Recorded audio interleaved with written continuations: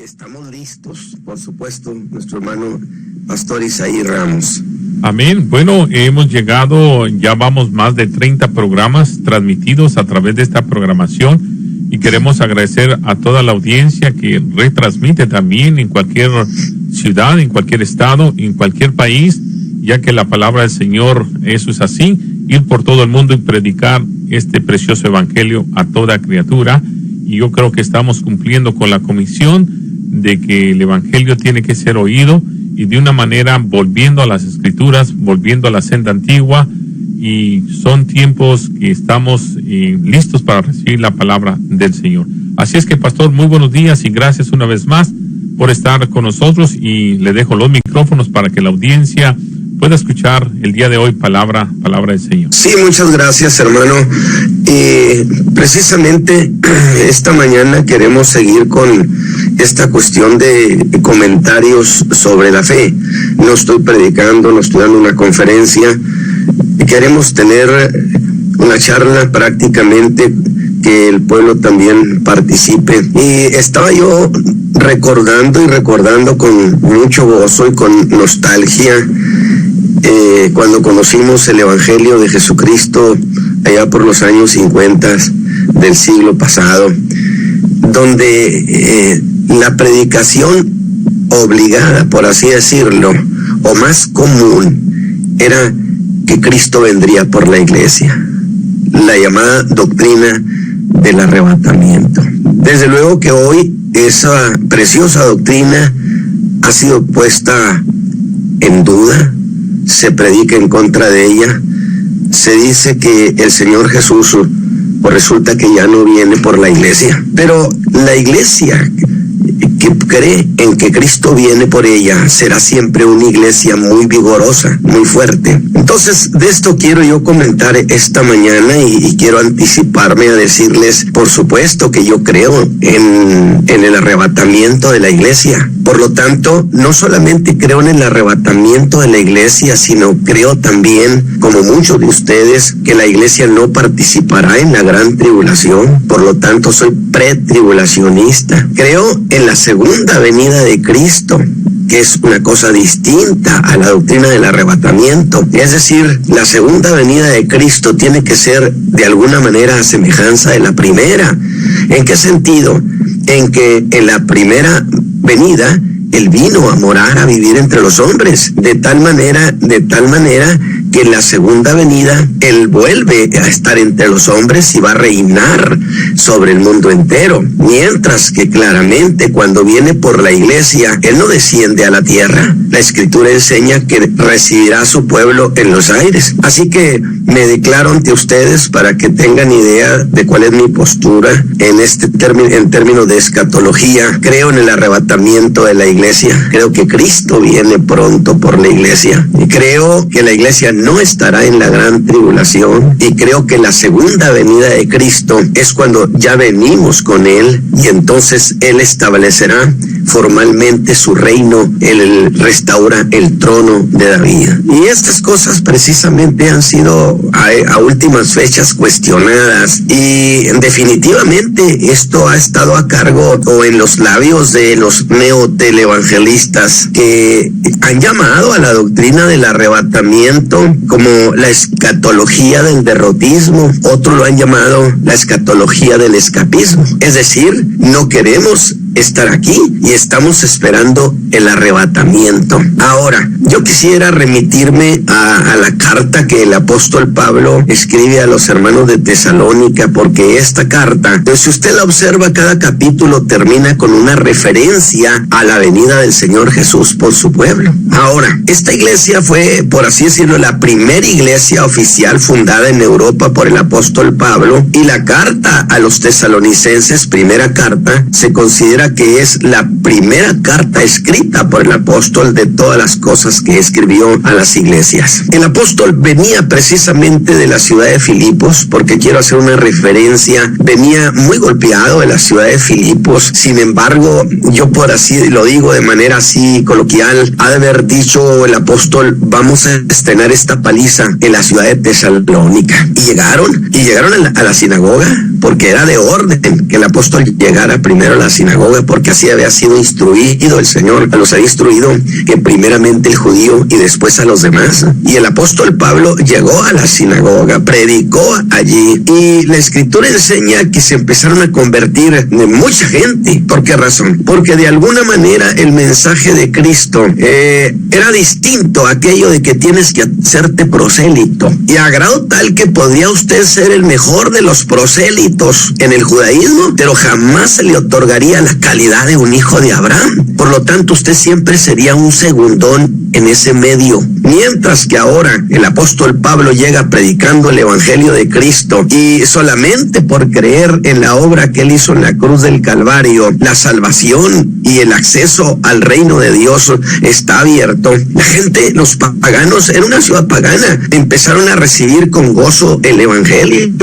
Incluso dice la escritura que muchos prosélitos, que muchos griegos, pero también habla de muchas mujeres nobles, o sea, dice mujeres nobles, no pocas, dice Lucas. Pero ¿por qué? ¿Por qué mujeres nobles, no pocas? Bueno, porque en realidad yo decía que era una ciudad pagana y cuyos cultos a sus dioses eran cultos orgiásticos, y toda mujer, aunque fuera de la nobleza, estaba obligada a participar por lo menos una vez en la vida en esas orgías públicas, en honra a sus dioses. Por supuesto que cuando el evangelio llega, las mujeres nobles sintieron que el evangelio las dignificaba y dijeron, esto es mucho mejor, y muchas dejaron el paganismo, vinieron a Cristo, y a cortísimo tiempo nace una enorme iglesia, la de Tesalónica, que fue una iglesia muy querida por el apóstol Pablo. Sin embargo, hay un problema. El apóstol no estuvo mucho tiempo en esa iglesia, pero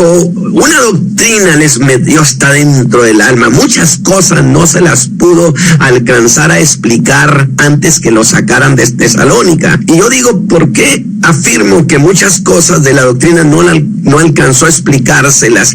Porque él tenía ansia, ya estando en Atenas, estaba ansioso, quería volver a Tesalónica, dice, para cumplir lo que falta. Y yo diría, hermano Pablo, ¿qué falta? Pues muchas cuestiones de la fe, pero una sí se las enseñé y la incrusté en el alma de ellos, y era que Jesús venía por nosotros pronto. Alabado sea Dios. Y entonces esa iglesia apenas había venido a la vida, a la existencia, y los hermanos estrenaron mucho su salvación, su conversión en los tribunales por causa de su fe, y se desata una enorme persecución. Y los hermanos fueron muy generosos con el apóstol Pablo, y le dijeron algo así como sería, usted sale, usted no va a estar aquí en este problema, nosotros vamos a hacerle frente a este problema. Lo sacan a Berea, y de ahí Pablo viene rumbo a Atenas y luego a Corinto. Pero el apóstol tenía esa preocupación por los hermanos. ¿Qué habrá pasado? ¿Habrán abandonado su fe bajo la presión de esta persecución, bajo los cuestionamientos? Y es entonces cuando habrá de mandar a Timoteo, y Timoteo habría de venir a Tesalónica, algo así como levantar el parte de guerra, a ver cuántos caídos había. Sin embargo, las noticias de Timoteo son extraordinarias. No hay caídos, hermano Pablo. Los hermanos han permanecido, han sobrevivido. No, pero no solamente han sobrevivido exitosamente en esta persecución, sino que aún han llenado a toda Macedonia y Acaya del evangelio. No me diga usted que esos hermanos andaban asustados, espantados. No, traían un ánimo en el alma profundo. Y dicen los antiguos escritores que lo que a ellos los llenaba de ánimo era precisamente en la posibilidad de que ese día Cristo viniera por la iglesia. De tal manera que dicen que todos los días, esa es la relación del antiguo tiempo, levantaban sus ojos al cielo a ver si Cristo venía ese día por ellos. Y precisamente quiero hacer énfasis en esa cuestión, que fue el hecho de creer esta doctrina de que Cristo viene por la iglesia, lo que los hizo fuertes, les dio un vigor y un ánimo extraordinario. Si ellos no hubieran tenido esta esperanza de que Cristo venía por la iglesia, no hubieran sido capaces de sobrevivir a esa persecución. De tal manera que llenaron del evangelio a Macedonia, a la Acaya, el Ilírico, esa tierra de Felipe el Macedonio y de Alejandro el Grande se llenó del evangelio de Jesucristo. ¿Por qué razón? Estrictamente por la esperanza de que Cristo viniera por ellos. Ahora, ellos estaban esperando que en esos días Cristo viniera, pero también el apóstol Pablo.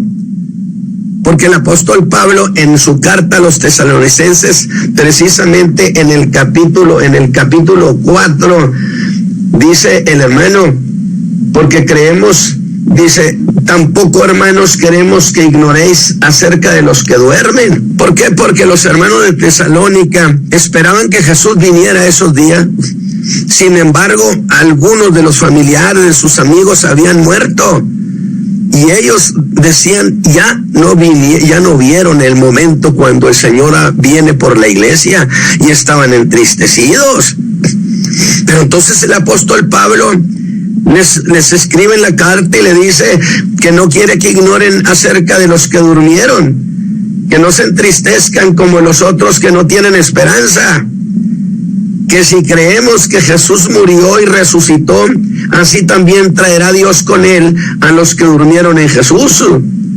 Por lo cual os decimos esto en palabra del Señor, que nosotros que vivimos, que habremos quedado hasta la venida del Señor. Fíjese usted cómo el apóstol Pablo, él mismo creía que Jesús regresaba esos días, porque él dijo, y nosotros los que quedamos, ¿qué sucede? Seremos dice, nosotros habremos quedado hasta la venida del Señor, no seremos delanteros a los que durmieron, porque el mismo Señor con aclamación, con voz de arcángel y trompeta de Dios, descenderá del cielo, y los muertos en Cristo resucitarán primero.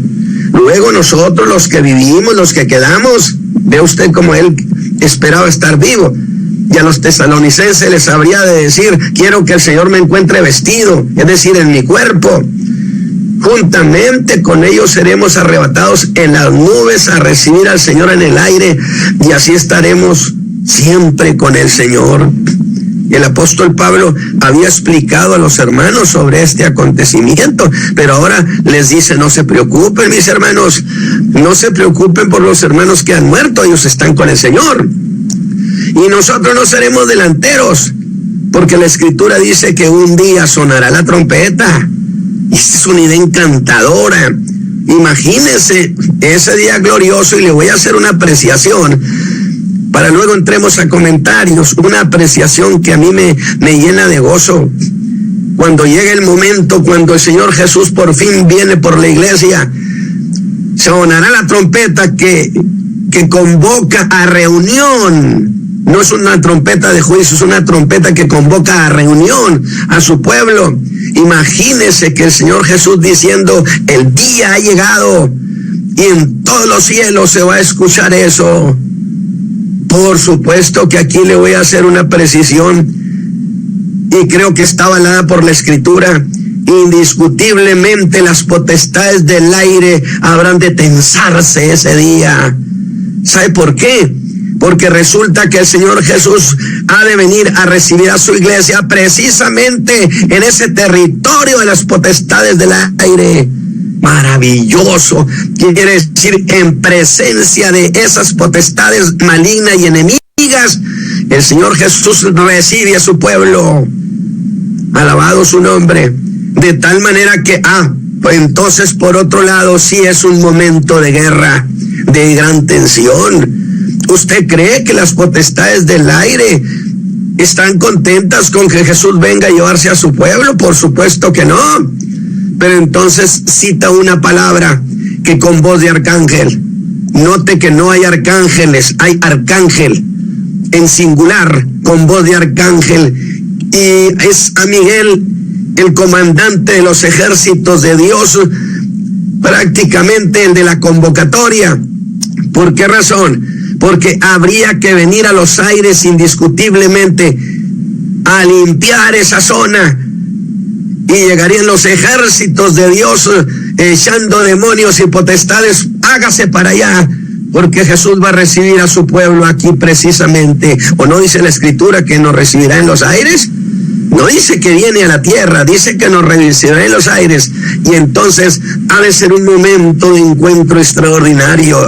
Imagínese, ¿por qué cree que los hermanos tenían tanta emoción? ¿Por qué cree usted que la prédica cristiana en el tiempo cuando nosotros conocimos el Evangelio, no había iglesia donde no se anunciara que Cristo venía por ella? Y las iglesias estaban muy animadas.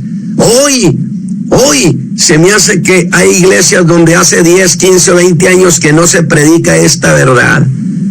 Y usted que me está escuchando, mi hermano, sabe que esta es una deficiencia contemporánea, porque la iglesia que pierde la perspectiva de que Jesús viene por ella, dice la Escritura, el que tiene esta esperanza se santifica.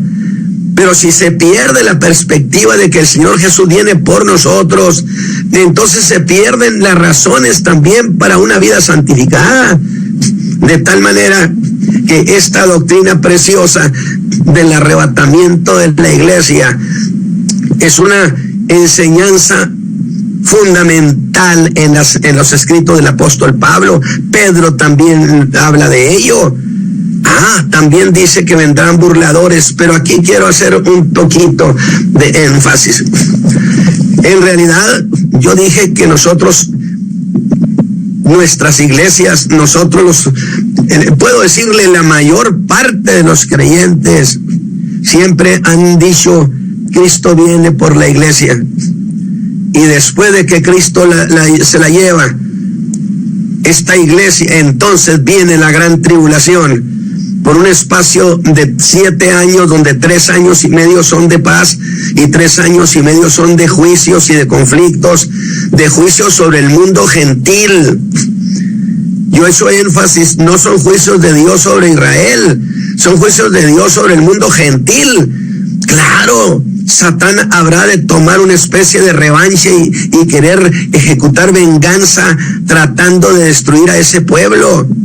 Pero todo prepara el terreno para que Jesús venga. Ahora, mire, esta cuestión vamos a verla de la siguiente manera.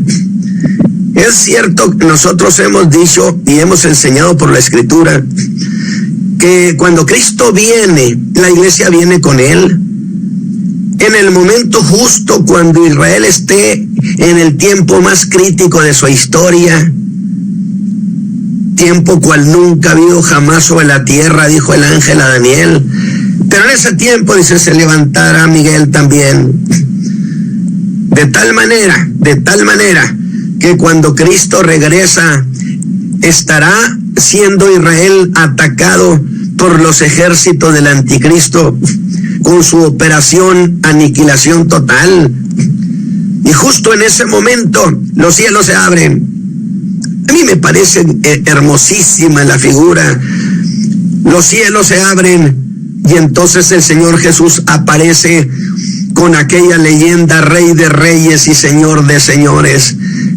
Y con un despliegue de poderío destruirá al anticristo y a todos sus ejércitos. Por supuesto, cuando los hijos de Israel vean esto, claro que saldrán a recibirlo llenos de gozo y dirán, este sí es nuestro Mesías, no aquel que vino una vez en un asnito simulando el cumplimiento de la profecía. Yo he afirmado el domingo de Ramos, Jesús no hizo un simulacro, cumplía las Escrituras para establecer ese día el reino, para sentarse a reinar en Jerusalén. No llegó haciendo un simulacro, sino era un show. Por eso le dijo a Jerusalén, por no haber conocido tu día, este específicamente. De tal manera entonces que ahora cuando ellos vayan a recibirlo, llenos de gozo, pero luego verán sus manos, dice Zacarías, y verán sus heridas y le preguntarán, ¿qué heridas son estas que tienes en tus manos? Y él dirá, bueno, es que fui herido en casa de mis amigos. Y entonces el Espíritu de Dios caerá sobre la nación, les abrirá su entendimiento, su corazón, y la nación entera se convertirá al Señor, y entonces por supuesto que lo invitarán para que reine sobre ellos y Él establezca su reino, un reino de 1000 años. Y la palabra milenio nace propiamente de las expresiones de Apocalipsis 20, versículo 2 y versículo 4. Es allí el origen de la palabra milenial. ¿Por qué? Porque dice que ató al diablo por 1000 años y dice que reinaremos con él 1000 años. Entonces de ahí la tesis hermosa del reino milenial de Cristo por 1000 años en la tierra, y que nosotros vendremos con él, participaremos en ese reino. Ahora, a eso le llamamos nosotros, por un lado, el arrebatamiento. Nosotros le llamamos que somos pretribulacionistas. ¿Por qué? Porque es antes de la tribulación. Pero también nos llamamos premilenialistas. ¿Por qué? Porque todo esto sucede antes de que empiece el milenio, puesto que el milenio empieza justamente cuando Cristo regresa a la tierra en su segunda venida, no en el arrebatamiento de la iglesia. Pero el punto al que yo quiero llegar es el siguiente. Esta doctrina nos ha dado una felicidad inmensa, nadie lo puede negar. Sin embargo, ¿por qué se empezó a predicar que Jesús no venía? Esa es la cuestión. ¿De dónde viene esa pedrada? Pues hermano, yo le voy a decir algo. Precisamente porque a eso se le llama teología del dominio. ¿A qué me refiero con teología del dominio?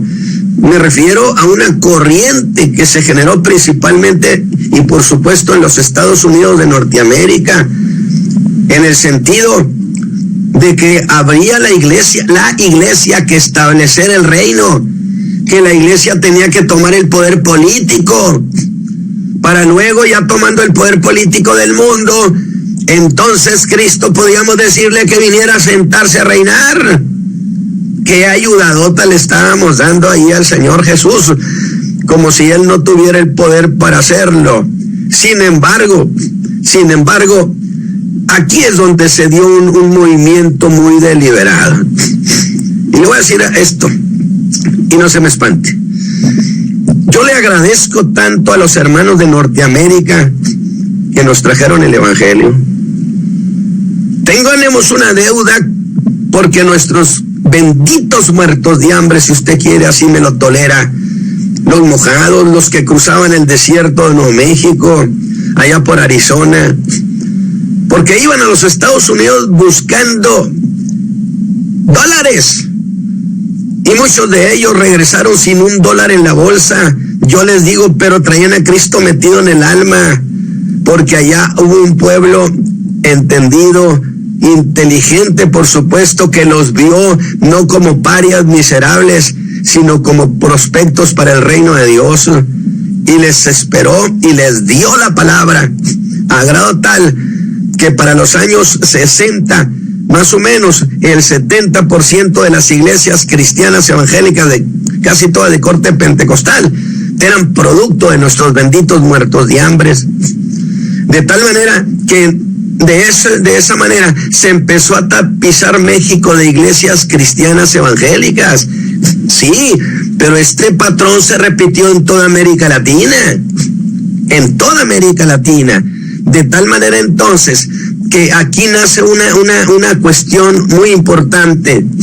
Se le invirtió mucho en lo que llamaron las misiones, que creo que ahorita ya no se le está prácticamente invirtiendo a eso, a la manera como se invertía. ¿Por qué? Porque la intención era tapizar toda América de iglesias cristianas por todas partes. Y entonces, de tal manera que al haber iglesias en toda América, ya tendríamos muchos cristianos evangélicos, y entonces muchos de ellos podrían participar en regidurías, en alcaldías, en diputaciones, en senadurías, y por qué no llegar hasta una presidencia de la República. En fin, que el pueblo evangélico había crecido de manera exponencial, inmensa. que se hicieron muchos estudios sobre por qué el crecimiento de la iglesia evangélica, entre ellos un hombre llamado Dave Stoll, que él hizo estudios muy interesantes, que yo los tengo aquí precisamente a la mano. Bueno, pero vayamos al punto. Nace también entonces la idea de que hay que establecer políticamente el reino. Y entonces, de allá, por supuesto que nos regalan la dichosa idea de que por ejemplo, los ministros intervinieran en la política. Y aquí en esta región, causó euforia. Y yo les decía a los predicadores, santo Dios, pero ¿qué andan haciendo? ¿Por qué se rebajan? Porque ser ministro de Jesucristo es cosa superior a tener una presidencia de la República. Porque somos embajadores del reino, representamos al Rey de Reyes y Señor de Señores. Pero alguien había movido del agua, alguien le había movido. De tal manera entonces que lanzaron esta embestida política, porque había que conquistar la política para ir conquistando el mundo entero. Es decir, aquí estoy hablando ya de cuestiones de conquista y de poder político, porque por ahí se fue la cuestión. De tal manera entonces que al lanzar esa operación no les resultó y descubrieron, porque pensaban que todos los creyentes, los hermanos evangélicos, iban a votar por aquellos que eran evangélicos. Ni siquiera se metieron los hermanos, gracias a Dios. Y entonces dijeron, ¿pero qué ha sucedido? Hagamos una investigación. Por eso yo estoy hablando del perro y del dueño del perro. Hagamos una investigación, a ver qué ha pasado. ¿Y sabe qué descubrieron? Que el problema era la doctrina del arrebatamiento. Alabado sea Dios. Que porque los hermanos no se habían involucrado, porque estaban esperando que Cristo volviera por la iglesia. Perdón. Y entonces dijeron, oiga, miren esto, la doctrina del arrebatamiento es el gran problema para mover políticamente a los hermanos, a los evangélicos. Y entonces dijeron, bueno, si la doctrina del arrebatamiento es el problema, pues entonces vamos a predicar que la doctrina del arrebatamiento fue un error en la escatología evangélica, que fue un error. Y cuando hablo de escatología me refiero a profecía, pero la profecía de los últimos tiempos. Eso sería escatología, mi hermano. De tal manera entonces que se lanzan y surgen los predicadores, o sea, echaron la caballería encima. De tal manera que usted por aquí, por allá, ahora se dice, pues que ya no. Decía Miles Monroe, el recién fallecido, ya dejen de estar hablando de la venida de Cristo, hombre. Ya fastidian con eso. Válgame Dios, cuando que había sido uno de los temas más deliciosos. Y yo creo que mis hermanos que me están escuchando, para que vean de dónde vino el problema, un problema político. Y que le voy a decir una cosa, hay los premilenialistas como nosotros, que quiere decir que esto viene antes del milenio. Hay los posmilenialistas, los que dicen, bueno, Cristo viene al final del milenio, pero ya la iglesia ya tiene el poder. Y cómo no, ve usted la obsesión del poder de por medio, de tal manera que, pero hay los amilenialistas que dicen, no, bueno, eso es una cuestión espiritual, el reino se está estableciendo espiritualmente. Y mire, yo digo que esta es una cuestión que tiene que ver con la política, precisamente porque esto me remitiría a mí al tiempo de Constantino. Imagínese, Constantino se hizo un teólogo, y por supuesto Constantino tuvo que estudiar la estatua de Nabucodonosor. Y usted sabe quién es la piedra, que es Cristo, y sabe sobre qué imperio golpea, sobre el romano. Ahora, imagínese, llama a los enseñadores, a los exégetas, a los teólogos cristianos, para decirles, oiga, platíquenme, ¿cómo está esta cuestión de la estatua de Nabucodonosor? Es decir, ustedes enseñan que esta piedra, que es Cristo, va a venir a destruir el imperio que yo presido. Oiga, indiscutiblemente temblaron, porque eso sería acusarlo de sedición, y eso sería cuestión de muerte. Y es entonces cuando surgen las aclaraciones. Oh, no, esto se trata de un reino espiritual. Y entonces tenemos allí que nace el amilenialismo. Entonces tenemos, amilenialismo es, no hay milenio, es una cuestión espiritual nada más. Y Constantino respiró tranquilo, era, bueno.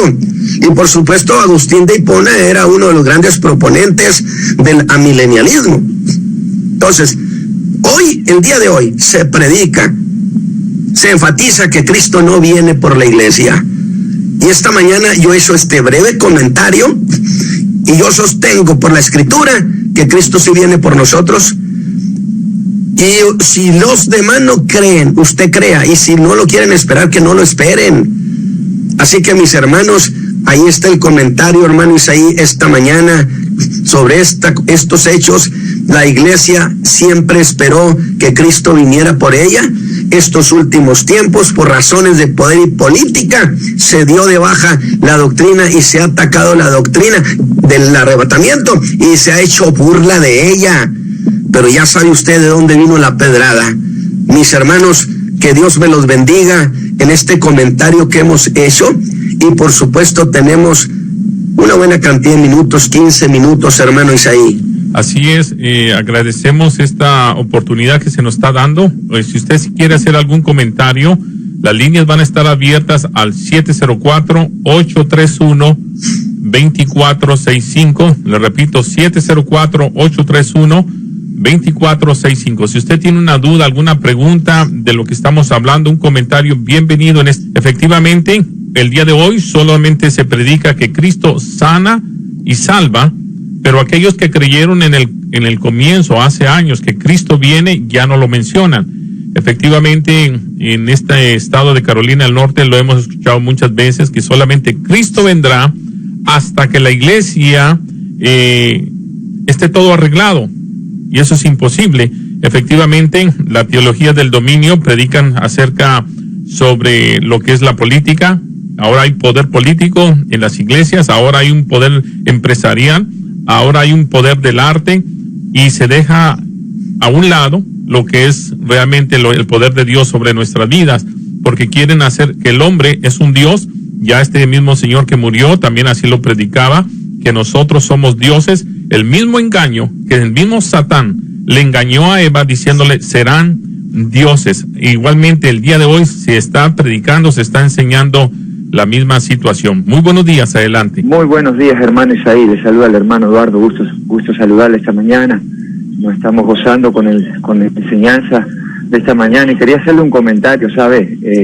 No es una crítica ni nada, pero sabe que en una oportunidad, incluso en instituto, en una enseñanza de instituto, una maestra nos enseñaba a nosotros, no solo a mí, a varios alumnos, que Pablo, cuando predicaba de este rapto, porque discutíamos por qué Pablo era tan dinámico en predicar, por qué Pablo viajaba al mundo conocido por él predicando el Evangelio, y ella nos decía que no, que Pablo sabía que Cristo venía, pero sabía que había que predicar el Evangelio en todo el mundo, y que cuando se ha predicado el Evangelio en todo el mundo, ahí va a venir Cristo, que Pablo sabía que Cristo no iba a venir en ese momento, sino que lo predicaba, pero sabía que venía un rapto, pero sería eso después. Entonces nosotros nos pusimos a preguntar, entonces, ¿por qué Pablo se desesperaba por la venida del Señor Jesucristo, que fue su mensaje principal? Y en propio instituto, pues nos decían que no, que de cierta manera Pablo sabía que Cristo no venía, ¿verdad? Y eso es lo que ha hecho que la iglesia muchas veces mengue el hecho de vivir en santidad, vivir en este afán por predicar el Evangelio, porque ese mensaje se ha desaparecido, y muchas veces incluso los institutos, los seminarios, los maestros, incluso confunden y predican otras cosas. Pero bueno, Dios bendiga pues a hermano Isaí, a usted, al pastor, y que sigamos adelante, ¿verdad? Amén. Gracias, hermano Eduardo, por ese comentario. Efectivamente, ellos, los institutos, aunque son institutos, hay que tener cuidado. ¿Qué es lo que están enseñando el día de hoy, Pastor Ramos? Bueno, es que hay una cuestión que se confunde. Es decir, se dice, es que el Señor no vendrá hasta que este evangelio del reino sea predicado. Porque confunden lo que es el evangelio del reino y el evangelio de la gracia. Ahí es donde tenemos un problema muy importante. Cuando Juan el Bautista anduvo predicó el evangelio del reino, que tiene que ver con el establecimiento de Cristo en el trono de David su padre. A eso se le llama el evangelio del reino y a eso se le llama el reino de los cielos. Y hay una diferencia, porque el reino de los cielos fue pospuesto, no se ha instalado, se va a instalar. El reino de Dios no, ese ha sido eternamente, ha existido y está instalado. Luego entonces evidentemente son dos cosas, y entonces se basa en aquella parte de la escritura de Mateo 24, que hasta que este evangelio del reino, porque aquí hay una precisión que tenemos que hacer. Cuando Cristo cuando el Espíritu Santo levanta a la iglesia de Cristo, con la que ha estado y en la que ha estado por 2000 años, digamos, si aquí fuera el rapto, si el arrebatamiento, el Espíritu Santo le levanta a su pueblo, se lo entrega a su Señor, pero el Espíritu Santo viene sobre Israel, porque ahora la operación se regresa a Israel y habrá un avivamiento sobre la nación, de tal manera que ese avivamiento va a levantar a aquellos 144,000 gentes que habrán de ir a predicar el reino de los cielos a todo el mundo.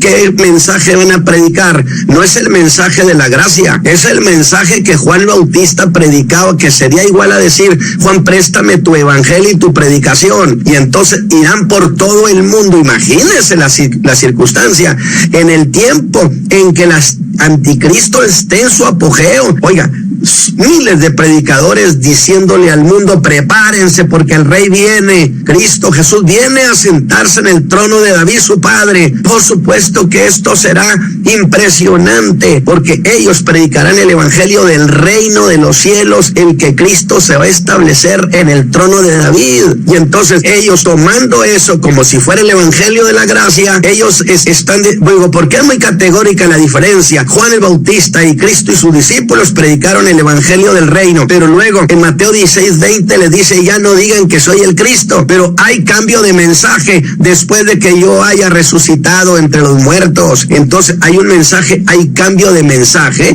y establece una diferencia que a veces no se quiere ver, de tal manera entonces que el evangelio que ellos van a predicar es el evangelio de que Cristo viene a reinar, porque el evangelio de la gracia ya se ha cerrado. Y yo creo que esto es muy claro, porque no hay que confundir el evangelio del reino de los cielos con el evangelio de la gracia. Espero haberle sido útil, mi hermano. Dios me lo bendiga. Amén. Vamos a atender otra llamada y tengo una pregunta pendiente para usted. Vamos a ver quién nos llama. Muy buenos días. Gracias por llamar a Radio Oración. Hermano, Dios lo bendiga, la hermana Julia. Hermana Julia, adelante con su comentario. Sí, quiero hacerle una pregunta a su tío, porque hay ciertas cosas que aquí estábamos, justamente el pastor está hablando del Apocalipsis ahora, y la doctrina es muy interesante, y él predicó acerca de eso también. Hay algo que yo quiero saber, porque dice que los 24, son 24, entonces el pastor dice que son los 12 apóstoles y los 12, ¿cómo que dijo? Nosotros somos los 12, que son... Los 12 patriarcas, diría. Los 12 patriarcas. 12 patriarcas, eso mismo. ¿Eso está correcto o está bien o no sé? Porque yo quiero que explicara un poquito de eso. Y otra cosa también, pastor, que yo quisiera que usted explicara de los caballos, que está en el capítulo 6 del Apocalipsis. Algo muy interesante eso también. Muy bien, gracias, hermana Julia, escúchenos por la radio. Gracias por llamar. Okay. Bendiciones. Adelante. Bueno, yo creo que ese tema no lo abordé en ese sentido. Y además nos estaríamos adelantando mucho a lo que estamos manejando respecto a la doctrina del arrebatamiento. Esas son figuras, las que ha mencionado mi hermana, son figuras ya cuando es la gran tribulación. Pero nosotros estamos ahorita diciendo, miren ustedes, esta cuestión del evangelio, del reino, del arrebatamiento de la iglesia. Lo que sí le prometo a usted, mi hermana, que no paso por alto ninguno de los comentarios que hacen nuestros hermanos, porque lo recibimos con mucho respeto, con mucha reverencia, y le garantizo que sí voy a tocar estos puntos en su momento, y entonces le estaré diciendo, hermana, no sé cómo se llame usted, pero le estaré diciendo, hermana, le voy a contestar sobre esta cuestión. Amén. Dios le bendiga. Gracias. Tenemos otra llamada. Muy buenos días. Adelante con su pregunta. Dios le bendiga. Amén. Adelante, mi hermano. Escúchenos, por favor, por el teléfono para que sea más rapidito. Gracias. Oye, he oído el mensaje, está muy bueno. El Señor dijo en su santo libro esta palabra, escudriñar las escrituras porque en ellas me parece que tendré la vida eterna. Los hermanos de hoy en día, de evangélicos, como que se están dejando confundir. El Señor dijo que viene y dice no sabe el día ni la hora, lo que es que estemos preparados. Amén. Tenemos que escudriñar las escrituras y cuando vamos a leer la palabra no leerla como si fuera un periódico, sino buscar la dirección del Espíritu Santo. El diablo está confundiendo y dando muchas clases de doctrina para confundir a los cristianos. Los cristianos verdaderos tienen que mantenerse fiel como el Señor manda. En los institutos están dando institutos en la clase, a veces están confundiendo también a los hermanos. Un hermano me decía a mí que no, que Cristo no viene a reinar aquí en la tierra. Yo le decía, mira, Cristo, son 3 venidas de Cristo. La primera venida que ya vino, la segunda que viene a buscar la iglesia, de lo que se llama el rato, y la tercera que viene a reinar, porque Cristo vino como rey, no le aceptaron y viene a reinar aquí en la tierra.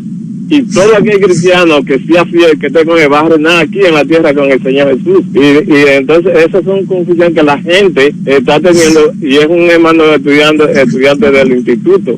Ya que tenemos que saber bien cuándo explicamos las cosas. Y que la gente, cristiano verdadero, que no se ponga a oír doctrina falsa de diablo y así, que no hay rato, que no hay levantamiento, que ya esto eso sucedió. No, el Señor lo dijo, y lo que tenemos que estar firme en la palabra del Señor. Que el Señor me le bendiga. Gracias, mi hermano. Bendiciones. Gracias por llamarnos. Tengo un comentario, una pregunta, Pastor Ramos, acerca en lo que nos basamos, que vendremos con Jesucristo. ¿En dónde nos podemos basar sobre esta escritura? Porque hay unos que dicen que, pues, no subiremos. Entonces quisiera que el público, aquellos que nos están escuchando, que la iglesia cuando sube, en un momento determinado venimos con el Señor. Yo no sé si tenga algún comentario acerca del regreso de juntamente aquellos que fuimos a celebrar las bodas del Cordero. Regresaremos. ¿En qué momento? Bueno, esto yo creo que lo trasladamos a una cuestión muy fundamental.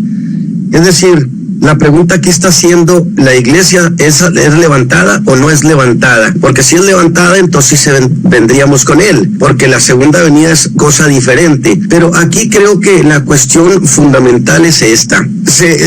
¿Se queda la iglesia durante la gran tribulación o no? Déjame hacerle esta observación. Yo le preguntaría, ¿usted cree que estando Cristo en la tierra, en su ministerio, en los días de su ministerio, el anticristo iba a llegar para establecer su reino? Usted va a decir, imposible. ¿Cómo si Jesús está en la tierra y el principio que hay del dominio es, hay que atar primero al hombre fuerte? Imposible. De acuerdo. Pero entonces Jesús se va al cielo y deja al Espíritu Santo que estará con nosotros y dentro de nosotros.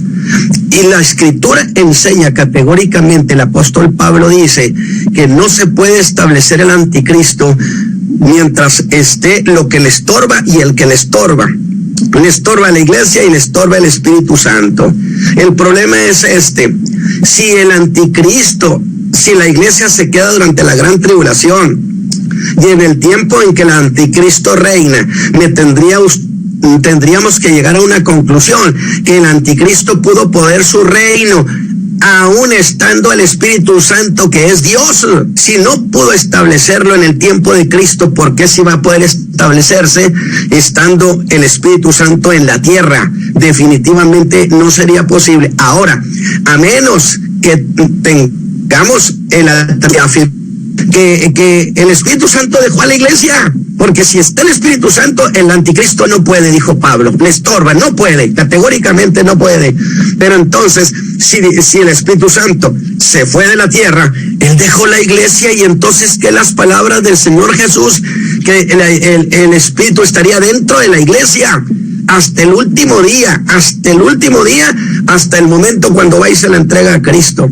Entonces, esto es categórico. La iglesia no puede estar aquí porque sería contradecir todo el concepto doctrinario sobre la operación del Espíritu Santo. Ahora, por supuesto que si el arrebatamiento no es lo mismo que la segunda venida de Cristo, porque en el arrebatamiento viene a los aires, mientras que en la segunda venida viene a la tierra, y la iglesia fuimos arrebatados con él, y luego él viene a la tierra, pues es lógico, venimos con él. O sea, formalmente estas son implicaciones de la propia Escritura, de que si fuimos levantados, también reinaremos con él. Entonces, yo creo que esta palabra, estas explicaciones son producto de las implicaciones propias de todos los pasajes de la Escritura. Hermano Isaí. Amén. Bueno, gracias por este tiempo que nos ha permitido.